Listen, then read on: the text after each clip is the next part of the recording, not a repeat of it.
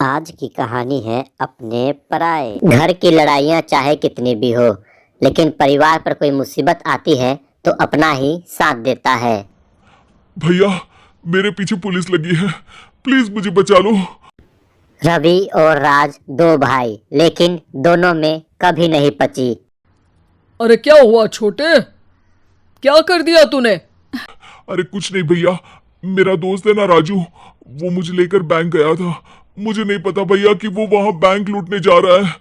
मैं उसके साथ बैंक में घुसते ही सीसीटीवी कैमरे में दिख गया हूँ। अब पुलिस मुझे ढूंढ रही है भैया, मुझे बचा लो। राज कुछ सोचता है, फिर कहता है, ओके, तुम यहीं रुको, मेरा एक दोस्त पुलिस में है, मैं बात करता हूँ। तभी वहां राज की बीवी रवि की बीवी के साथ आ जाती है। तुम लोगों के घर जब तक पुलिस का आना जाना है, बच्चों को यहीं छोड़ दो, उन पर असर ठीक नहीं पड़ेगा।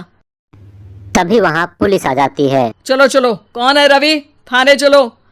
मैंने कुछ नहीं किया, मुझे कुछ नहीं पता। अरे वो तो पुलिस स्टेशन चलकर ही पता चलेगा कि कुछ पता है कि नहीं। चलो।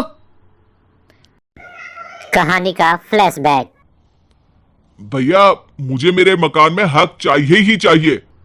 अरे लेकिन छोटे, अभी मेरे बच्चों पर काफी खर्चा है, तेरी भाभी की भी तबीयत ठीक नहीं रहती, बजट बिल्कुल नहीं है कि मैं अलग होकर रहूं। देख लो भैया, 1 महीना है तुम्हारे पास, जल्दी से घर खाली कर दो।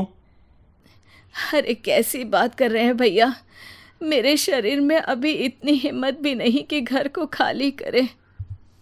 तो क्यों अपना पोषण बेचा भाभी? अरे तुम तो जानती हो, पिताजी की बीमारी के कारण उन्हें हमारी ज़रूरत थी, कैसे आते पैसे। ससुर जी तो बूढ़े थे भाभी, उनकी बीमारी में भी पैसे लगाना कौन सा अकल का काम था। तो क्या पिताजी को मैं मरने के लिए छोड़ देता?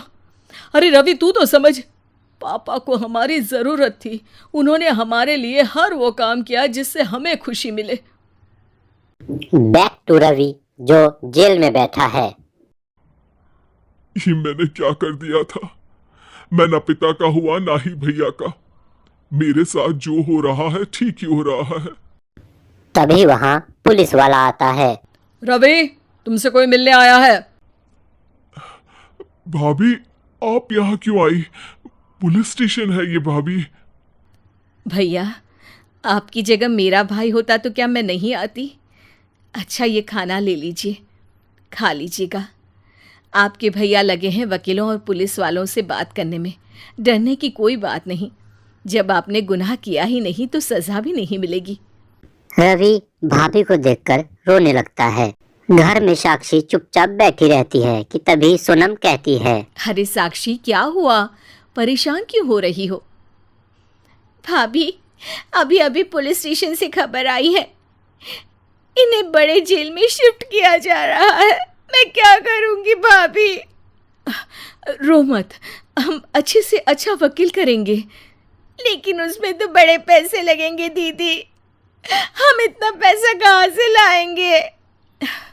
अरे क्यों, ये मकान है ना, और मेरे कुछ गहने भी हैं। साक्षी की आंखों में पानी आ जाता है। पर दीदी, ये तो आप और भैया की मेहनत की कमाई है। पापा के बाद भी तो हम लोगों का सब खत्म हो गया था। पापा को तो बचा नहीं पाए, लेकिन भैया को ज़रूर बचा लेंगे, और भगवान चाहेंगे ना तो दोनों भाई मिलकर इससे भी बड़ा मकान खड़ा कर लेंगे। साक्षी। थोड़ी देर में राज वहां आता है। सोनम सही कह रही है साक्षी, पैसों की कमी के कारण किसी भी बेगुनाह को सजा नहीं मिलती। राज एक अच्छा सा वकील करता है। सोनम और साक्षी अपने बचाए हुए गहने और पैसों को बेचकर रवि का केस लड़ते हैं। कुछ दिनों में रवि जेल से बाहर आ जाता है और राज को गले लगाकर कहता है, भैया, मुझे माफ कर दो, मुझे साक्षी ने सब कुछ बताया है। भैया, आपने मुझ पर विश्वास किया, मेरे लिए दिन रात मेहनत की, भाभी ने अपने गहने तक बेच दिए। भैया, आपने तो पापा के लिए भी पैसे नहीं देखे, लेकिन मैं बहुत ही सेल्फिश निकला। भैया, एक आखिरी बार मुझे माफ कर दो, मैं शर्मिंदा हूँ।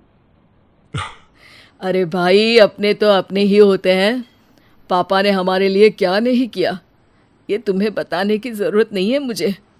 और फिर तू तो मेरा भाई है, पैसे से बढ़कर रिश्ते होते हैं भाई।